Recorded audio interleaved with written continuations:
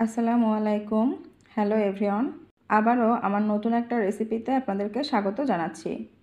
আজ আমি আপনাদের জন্য নিয়ে এসেছি কাঁচা আমের জেলি।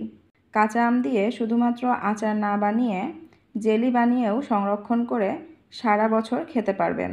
কিভাবে খুব সহজে কোনো প্রকার আগার আগার পাউডার অথবা জেলাটিন ছাড়া এই জেলি বাড়িতেই সহজে তৈরি করা যায় আপনাদের সাথে শেয়ার করছি।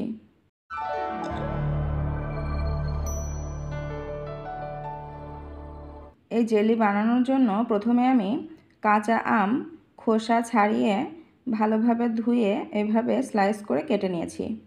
এখন আমি এই আমগুলো সিদ্ধ করে নিব। তার জন্য চুলায় প্যান বসিয়ে পরিমাণ মতো পানি দিয়ে নিয়েছি। এর মধ্যে আমগুলো দিয়ে দিচ্ছি। এরপর এখানে সামান্য পরিমাণে লবণ দিয়ে নিচ্ছি। এগুলো একটু নেড়েচেড়ে মিশিয়ে নিয়ে একটা ঢাকনা দিয়ে ঢেকে রেখে দিব 7 থেকে 8 মিনিটের জন্য।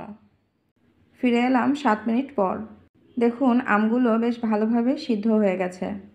আসলে জেলি তৈরি করার জন্য আমাদের আম সিদ্ধ করার এই পানিটাই দরকার হবে।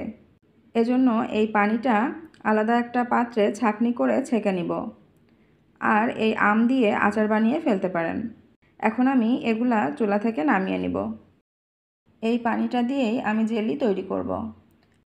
এখন চুলায় প্যান বসিয়ে তার মধ্যে এই পানি দিয়ে দিলাম। এবার এর মধ্যে দিয়ে দিচ্ছি চিনি। এখানে আমি 1 কাপ পরিমাণ চিনি ব্যবহার করছি। চিনি দিয়ে খুব ভালোভাবে চামচের সাহায্যে এভাবে নাড়তে থাকব। মাঝারি আঁচে এটা এভাবে জাল করতে থাকব।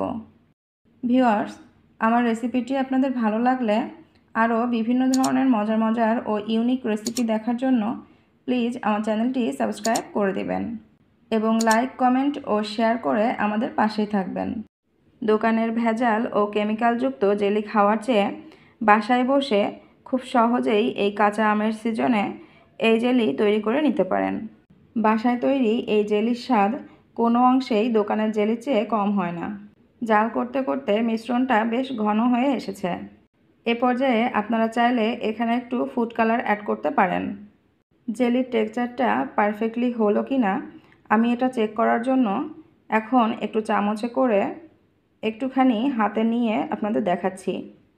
দেখুন এভাবে আঙ্গুলের মাথায় নিয়ে এটা যদি এমন একটার একটা শিরা তৈরি হয় তাহলে বুঝতে হবে এটা পারফেক্টলি হয়ে গেছে। এর বেশি ঘন বা এর বেশি পাতলা হলে কিন্তু জেলিটা পারফেক্টলি হবে না। এ পর্যায়ে আমি এটা চুলা থেকে নামিয়ে নিচ্ছি। দেখুন আমি এমন একটা কাচের পাত্র নিয়ে নিয়েছি।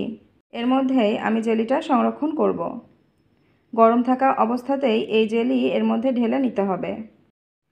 এরপর এটাকে ভালোভাবে সেট হওয়ার জন্য 6 থেকে 7 ঘন্টা রেখে দিতে হবে।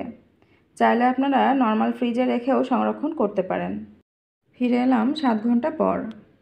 দেখুন জেলিটা কত সুন্দরভাবে সেট হয়ে গেছে। এটা একেবারে পারফেক্টলি জমে গেছে। আমি একটু উল্টে পাল্টে আপনাদের দেখাচ্ছি।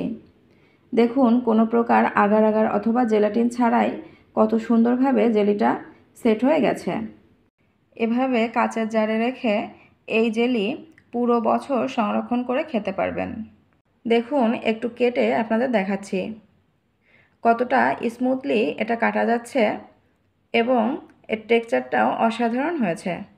আপনারা সকাল অথবা বিকালের নাস্তায় ব্রেডের সাথে খুব ভালোভাবেই এটা পরিবেশন করতে পারেন।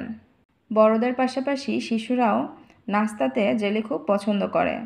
তো আর দেরি না করেই সহজ এই রেসিপিতে ঘরে বসেই কাঁচা আমের জেলি বানিয়ে ফেলুন।